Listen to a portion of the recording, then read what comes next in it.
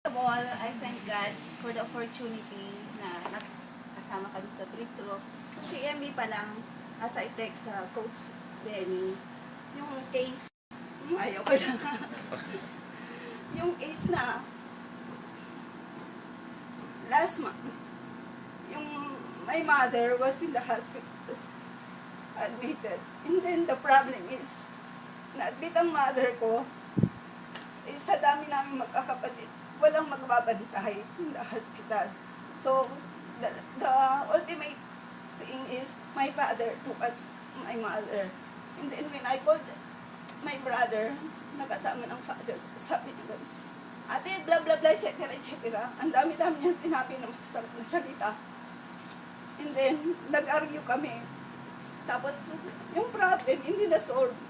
So, I talked to my father, tapos sabi ng father ko, sige, tama na yan, huwag na kayo mag-argue. And then, yung sister ko naman, so gumawa ng paraan para magbantay sa mother ko.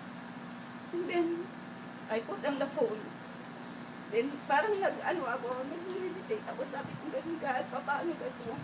Tapos syempre nagre-reflect sa akin yung CMB. Tapos after ilang minutes, tumawag ulit ako sa kanya. Hindi siya sumasagot, si father pa rin. Tapos sabi ko, kausapin ko ulit si Albert. Tapos kinausap ko siya. Tapos sabi ko, kasi ganito yon, dapat yan, wala tayong pwedeng pag-arguhan. Dapat, ang problema, solusyon ang dapat natin gawin. Sabi ko, tapos, nag-sorry ako sa kanya. Sabi ko, sorry doon sa mga nasabi ko sa'yo. And then, sabi din niya sa akin, sorry ate. Tapos, nung pag-sorry niya sa akin, parang, alam mo yun, yung lahat ng hair treat ko sa kanya, na-release lahat yun. So, parang, sinishare ko lang sa inyo to, kasi yun ang experience ko sa CMB natin. So, sa family ko naman, gusto ko rin silang, lalo na yung mga kids ko, kasi I have 3 kids, yung isa nag-attend na, tapos yung 2 kong kids na lalaki. So, gusto ko rin sana silang ma-experience nila, at saka yung, actually, yung gusto ko rin Coach Benny, yung husband ko. Kasi my husband is one of the current directors at saka at the same time manager in a company.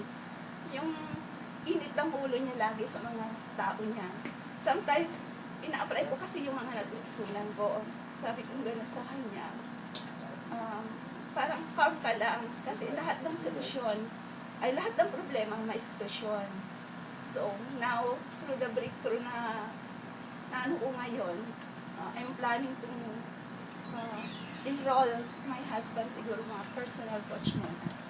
Kasi siya muna ang unahin ko bago yung mga anak ko, yung 2 kong anak. So, thank you very much, Coach Benny and Coach Justin.